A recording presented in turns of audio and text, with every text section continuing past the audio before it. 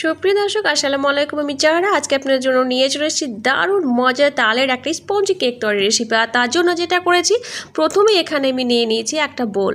আর এই বোলে নিয়ে নিব দুধ। 1 কাপ দুধ নিয়েছি। দুধটা আগে থেকে জাল দিয়ে ঘন করে নিয়েছি। আর এখানে নিয়েছি 1 কাপ চিনি। চিনিটা ব্লেন্ডারে গুঁড়ো করে নিয়েছি। 1 টেবিল চামচ দিয়ে দিলাম সাদা তেল। আর এতে দিয়ে দিলাম 1 চা চামচ লেবুর রস। আর এতে দিয়ে দেবো 1 কাপ তালের রস। তালের রসটা আমি কী করে বের করে সেটা দেখাইনি, ভিডিওটা অনেক বড় হয়ে যাবে সেই কারণে। তা আপনারা নিশ্চয়ই প্রত্যেকেই জানেন, আমার চাইতে বেশি ভালো। সেইভাবে আমি বের করে নিয়েছি। তারপরে এতে দিয়ে দিয়েছি। এবার ভালোভাবে সমস্ত উপকরণগুলো মিশিয়ে নিতে হবে। মেশানো হয়ে গেছে, দেখছেন কোনো গোটা নেই। এবার এতে দিয়ে দেবো 2 কাপ ময়দা।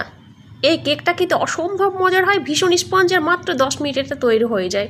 আর এতে দিয়ে দিলাম অল্প একটু লবণ, আর দিয়েছি 1 চা চামচ বেকিং পাউডার আর 1/2 চা চামচ বেকিং সোডা। এই সমস্ত উপকরণগুলো দিয়ে ভালোভাবে মিশিয়ে নিতে হবে। এই যে ময়দা, বেকিং সোডা, বেকিং পাউডার, এগুলো কিন্তু আপনারা চেলেও দিতে পারেন, এটা আরও বেশি ভালো হয়, কোনো লাম্পস থাকে না। আর আমার আরও একটু দুধ লেগেছে, 2 টেবিল চামচ মতো দুধ দিয়ে এবার ভালোভাবে এটাকে মিশিয়ে নিব। তো ভালোভাবে মেশানো প্রায় হয়ে গেছে, কোনো লাম্পস নেই। এটা একটু সময় নিয়ে মিশিয়ে নিতে হবে। মেশানো হয়ে গেছে। এবার যেটা করেছি, এখানে একটা ননস্টিকে আপ্পাম প্যান বসিয়ে দিয়েছি। এতে কেক তৈরি করলে খুবই কম সময় লাগে, মাত্র 3 থেকে 4 মিনিটের মধ্যে হয়ে যাবে। আর খুব তাড়াতাড়ি হয়ে যায়, আর ভীষণ সুন্দর, মানে ভালোই লাগে, যেহেতু সময় বেশি লাগে না। আমরা তো সবাই এখন ব্যস্ত মানুষ,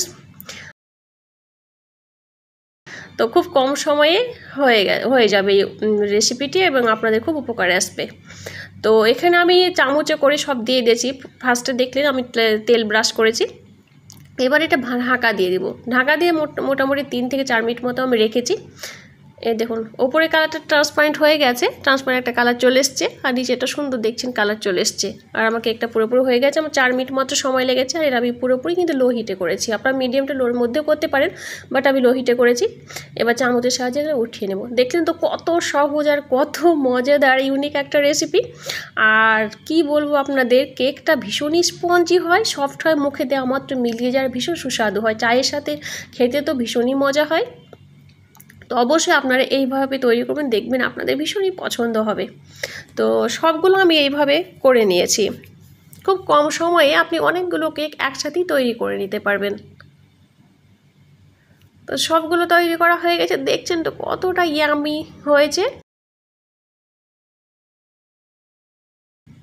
দেখতে তো ভীষণই লোভনীয় হয়েছে এবং খেতেও ভীষণই সুস্বাদু। তো এইভাবে অবশ্যই আপনারা বাড়িতে তৈরি করবেন, দেখবেন আপনাদের ছোটো বড়ো সকলের পছন্দ হবে। এভাবে তৈরি করে বাচ্চাদের টিফিনে বা বড়দের চায়ের সাথে সার্ভ করতে পারেন বিকেলে। তো আমি দেখাচ্ছি কতটা স্পঞ্জি হয়েছে, দেখুন ভীষণই মজাদার। তো আজকে এই পর্যন্ত, ইনশাআল্লাহ চলে আসবো পরবর্তী পর্বে নতুন কোনো রেসিপি নিয়ে। ততদিন মতো আল্লাহ হাফেজ।